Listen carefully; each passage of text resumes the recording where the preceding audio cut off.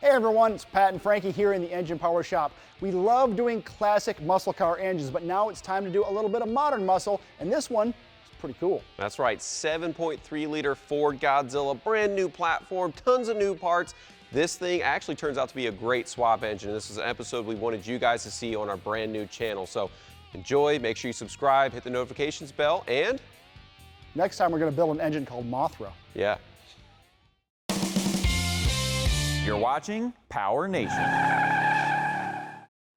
Hey everyone, welcome to Engine Power. You know, we work on a lot of cool projects here, anything from mild to wild. Big blocks, small blocks, 6 cylinders, fuel injected, carbureted, turbocharged, nitrous, the list goes on. But every now and then, we have the opportunity to work on a brand new platform that is going to take the industry by storm, and it is going to power everything from full-blown race cars to street machines and cruisers. And it just so happens we have one with us today. So without further ado, I present to you A brand new Ford Godzilla. We have finally gotten one, and if you are not familiar with what this engine is, it is Ford's gas replacement for their Super Duty trucks as a more cost-effective replacement for the diesel engines. So it is 7.3 liters or 445 cubic inches. It is 4220 bore, 3.976 inch stroke. It has a 4.53 inch bore spacing. It is a cast iron block. But the reason this is so exciting is because Ford has not made a cam in block pushrod V8 for almost 25 years, and it's been about the same amount of time since they made an engine with this displacement either. So this, in the minds of a lot of people in the industry, is going to be the answer for replacing the LS swaps in Fords. And today, we have finally got our hand on one, and we are going to do some upgrades. But before we get to that kind of fun stuff, we do want to take it just how it is out of the vehicle and dyno it bone stock to see what it makes. So we're gonna get this thing off of this crazy crate, get it on a run stand, and get it into the dyno so that we can make some hot water. Heck yeah. That's called horsepower. After splitting the engine and the 10R140 transmission, we can get it bolted onto a dyno cart with some Summit Racing Godzilla engine mounts. So this is a new engine designed for Ford, but they made it a little bit easy on the back end because it's based off the Coyote. So it's a Coyote style bell housing, and it uses a Coyote 8-bolt flywheel, same kind of trigger wheel, so it's a 58 tooth. So we have a Summit Racing billet steel flywheel that we're gonna put on here and hold it on with a set of Coyote ARP flywheel bolts.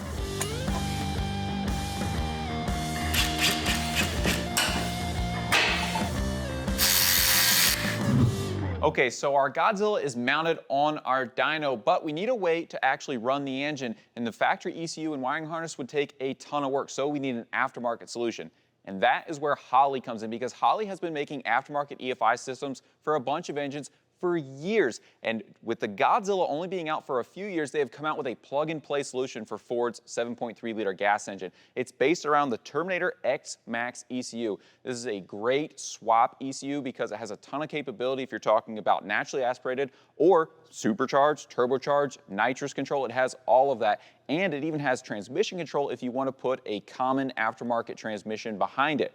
Now, it comes with a plug-and-play harness for this engine, so most of the connections are already made for you. There's only a few simple wires that you have to hook up, and it has an OE quality finish. It comes with its own fuse box, so this is going to be really easy to install. It comes with the correct coil harness for the engine. It comes with the correct injector harness for the engine. It comes with coil drivers for the factory Godzilla 2-wire coils, and just like all the other Holley EFI systems, you can do all the setup and tuning with the included 3.5-inch handheld, or if you want to get deeper in the tune-up, get your own custom tune going, you can use Holley's free laptop software. And also, it does come with an included oxygen sensor that you can put in your exhaust pipe so it can self-learn. So this is a great kit. We're going to get it installed and hopefully be running this Godzilla here pretty soon.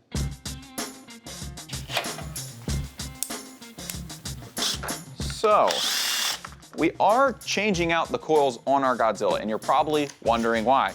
Well, we didn't know this until we got the engine, but this is a 2023 Godzilla. And what that means is Ford made some revisions, namely to the coil packs. They went from a 2-wire, not as smart coil, to a 3-wire smart coil design. And the Holley EFI is only designed to run the older 2-wire style, so we are going to need to swap them out. But it's pretty hard to find Godzilla coils. But we actually got on the AutoZone Pro Mobile app, and found a complete set of Duralast ignition coils for a 20 through 2022 F250 with a Super Duty gas engine. The great thing about Duralast is that when they engineer OE replacement parts, they make sure that they meet or exceed the OE specifications for function, form, and fit. So what that means is we are going to get a coil with at least the same spark energy, if not more spark energy, which is going to be great when we start adding power to our Godzilla later on. That also means they're going to fit just as well. They're going to bolt right into the same exact place, and they're going to have the same high quality connector as the stock ones, and they should plug right in. So we're going to go ahead and get these changed out, and we will be pretty close to dynoing this bad boy.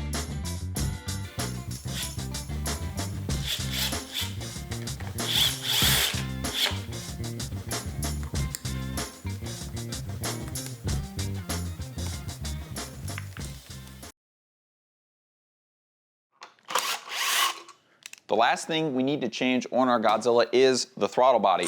And the reason we need to do that is because the 2023 Godzilla throttle body is actually one of the other changes they made. The Holley EFI is designed to run a 20 through 22 or a 20 through 22 GT500 throttle body, but we actually can't bolt it up because Ford changed the bolt pattern for the throttle body and they're not even close. So the solution we came up with is that you can actually bolt an LS2 style LS cable throttle body directly to the Godzilla manifold with a little bit of clearancing on this bolt hole here. So we're going to be putting on a Holley 95mm low taper LS throttle body, and this actually works pretty good because the Holley software can handle it, and if you're putting this in an older car, probably has a cable throttle already, so this will be even easier to swap in.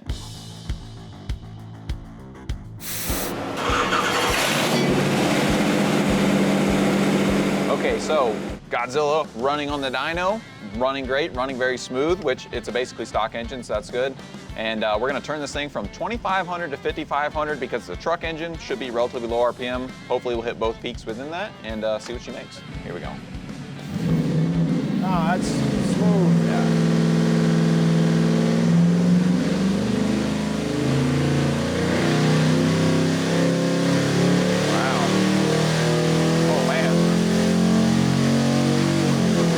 What are these rated for? I think these are like 425 horse, 475 pound-feet. Have no idea, but I can tell you that we have a bone stock engine making 502.9 horsepower and 564.6 pound-feet of torque. Yeah. And it runs like a Swiss watch. That Holley system looks really, really nice on it. Well, that's pretty cool. Nice job, Ford, for underrating your engine like a big dog. I say now we just gotta do our upgrades and see what it picks up. Let's get it off the pump. Heck yeah. All right, we've got our Godzilla into the assembly/disassembly area, and that's exactly what we're gonna do next. We have a slew of upgrades for this thing, including a cam swap, spring swap, intake swap, some front drive accessory changing, and a new oil pan with oil conversion. So we gotta get it all disassembled, so we'll get everything off before we start putting in new parts. We'll start out by removing a lot of the components we won't be reusing, like the exhaust manifolds, plastic intake, and stock fuel rails. To get to the camshaft, we'll also remove the front accessory drive that's designed for the stock trucks. Drop the oil pan sealed with silicone, has dowels on your side, and pull the damper and timing cover from the engine. Ooh, look at all of that. I'm not even sure what any of this does. After removing the oil pump drive chain, we can take off the valve covers and remove the rockers and push rods in the firing order and keep them organized for later. After testing a few, we did not trust the loose lifter trays to keep the lifters from falling into the cam tunnel, so we turned the engine over to keep the lifters raised up in their bores while we swapped the cam. The stock cam is gently slid out, and finally we can remove the oil pump contraption from the bottom of the engine. All right, so that is as far as we're gonna tear down our Godzilla today, so we can start talking a little bit more about the upgrades we're gonna be doing. And in the power department, it's mainly gonna consist of a camshaft, spring, and intake swap from Edelbrock and Comp. So they've put together a really nice package, and we're excited to see what power gains we're going to be getting with it. For the camshaft, this is their Stage 3 hydraulic roller for the Godzilla engines. So the specs are a 237 at 50 on the intake, a 250 at 50 on the exhaust for duration. It is set on a 117-degree lobe separation angle, and lift at the valve with the stock rocker ratio is 671 thousandths on both the intake and the exhaust. So this is very well appropriately sized for a 445 cubic inch engine. But when we start upgrading camshafts with larger duration and larger lift on engines with variable valve timing, that's something we have to worry about in terms of piston to valve clearance. So Comp actually came out with two solutions to that, a phaser limiter kit and a phaser lockout kit. That is actually the option we're going to be using. As far as the spring package, they have come out with a drop-in spring package. This is a conical spring versus the stock beehive. It comes with the spacer/locator to go under the spring, the correct retainer, and the correct keepers. So we'll be putting those in later. Now, since we are upping the camshaft, we're going to be moving that power up higher in the RPM range. And to complement that, Edelbrock has come out with an XTS intake manifold for the Godzilla engines. This is great because it has a little bit more plenum volume, and it has a slightly shorter runner to match with the camshaft. And as a bonus, it uses a LS cable style throttle body, and it comes out at a straight angle, which is great for a swap engine. So the first thing we're going to do is get the camshaft in. That way we don't have to worry about our lifters anymore, and then we'll start working on our other upgrades.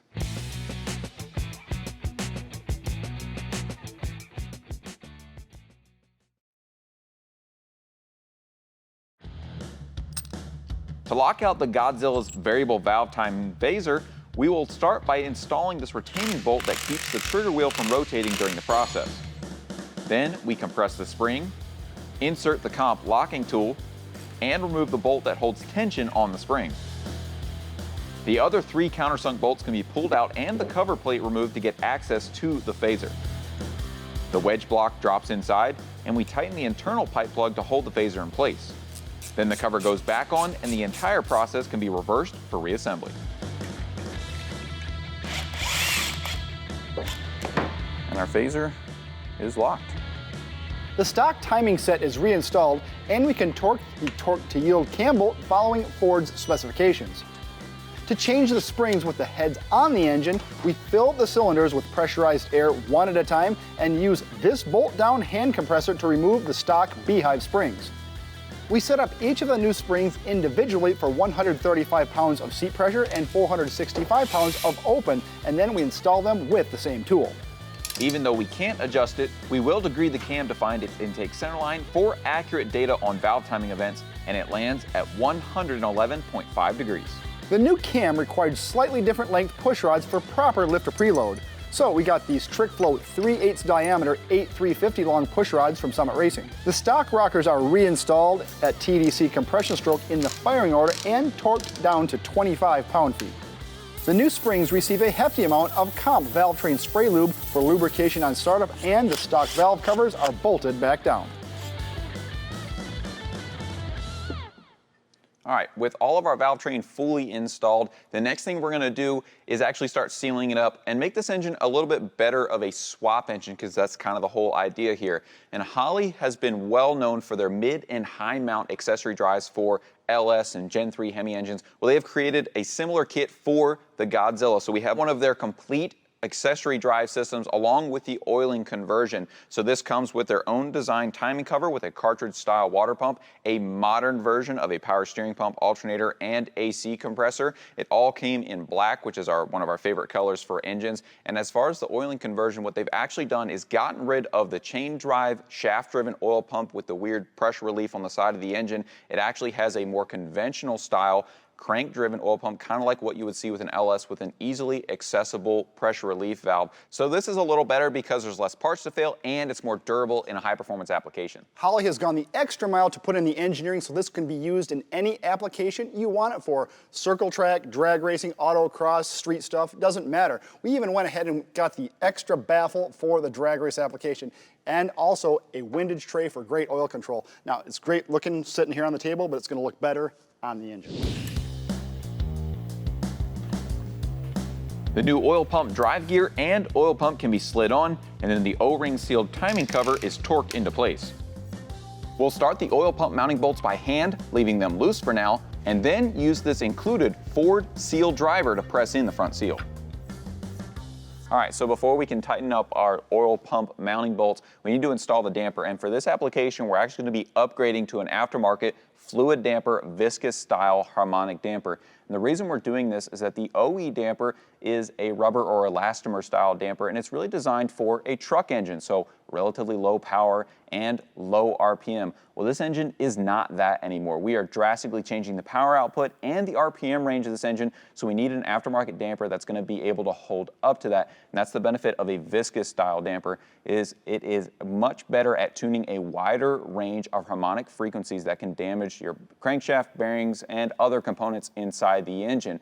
As a bonus, it doesn't need to be serviced like an elastomer style damper because there's no rubber or O-rings that dry out, crack, or erode over time. As long as the fluid is still inside the damper, it is functioning properly. Now, Fluidampr has done a great job of precision machining this as far as the pulley depth, the pulley spacing, and it is precision honed for the correct interference fit on the crankshafts. Now, this damper has been third-party tested by the SFI Foundation, so it is SFI approved. If for some reason we were to take this engine racing, we are set up and ready to go. So we're gonna use our special adapter, get this thing installed, and keep on moving. Once the damper is installed, the oil pump mounting bolts can be torqued down. The alternator, power steering, and AC compressor can be bolted up before the tensioner and pulley covers finish it out. A thick bead of silicone seals the fully assembled swap oil pan, just like the factory, and our new intake is the last piece to go on before this Godzilla hits the dyno.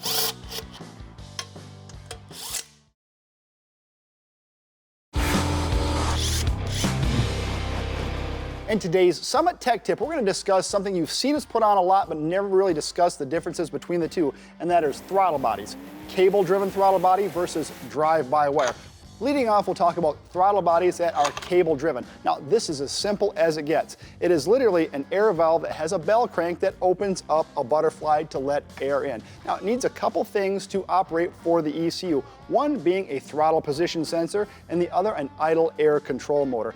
Now, the advantage of these are they're very simple. They have a cable that hooks to them very much like the throttle linkage would be on a carburetor, and it just hooks to it and actuates it. On the more high-tech side is the drive-by-wire throttle body. Yes, there is wires hooked to it, but they don't actually actuate the throttle like a cable would.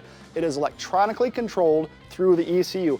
The advantage to this is there is no crazy things that you have to do to hook it up. It is just wires run to it, so you don't have to have some sort of creative linkage. Both of these are great systems, and if you have a question on what would be right for your application, you can contact the experts at Summit Racing, and they'll hook you up. All right, the last bit of performance and swap parts we needed for our Godzilla, we actually got from Apocalypse Performance. They have pretty much every performance part available for the Godzilla right now, and a bunch of stuff for other applications as well. So they hooked us up with a set of 1 7/8 inch primary stainless works headers with a 3-inch collector. These are actually for a Fox body swap, but they fit our dyno perfectly. A set of Billet Pro Shop billet fuel rails, so we can put AN connections on both sides, and a set of fuel injector development 720 cc per minute injectors, because the stock 35 pound-per-hour injectors that Ford put in, we were pretty much going to be maxing them out on this application with our upgrades, and these give us plenty of room for more upgrades in the future, or if we want to run like E85 or something like that, we have plenty of injector for it. So we'll get these popped in and then hit the key.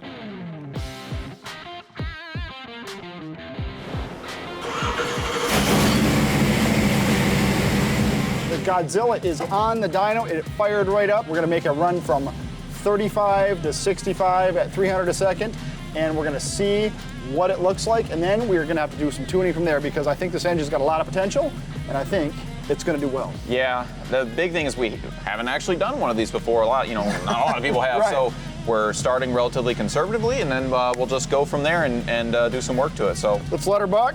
Yeah. See what we're starting with here.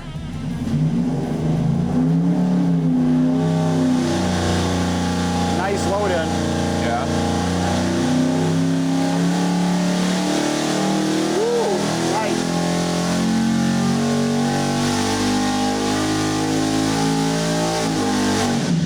That's pretty good.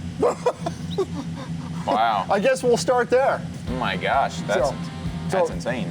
553 and 524 pound-feet. Solid oil pressure all the way across. AFRs looked right where they're supposed to be, so You know what that means? start putting timing in. Time to do some tweaking. Yeah. We'll make several runs, incrementally increasing timing and then leaning out the air-fuel mixture until the power gains level off. We landed at 27.5 degrees of total timing and a ramp from 12.8 to 13.0 to 1 target air-fuel ratio for our final run. When do you ever get to beat on a brand new engine that you've modified? Well, it's going to be 5, 4, 3, 2.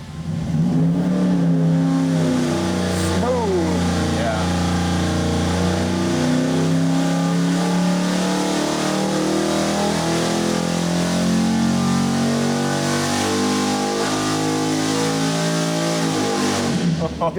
Definitely helped. Oh, definitely man. helped. Definitely helped.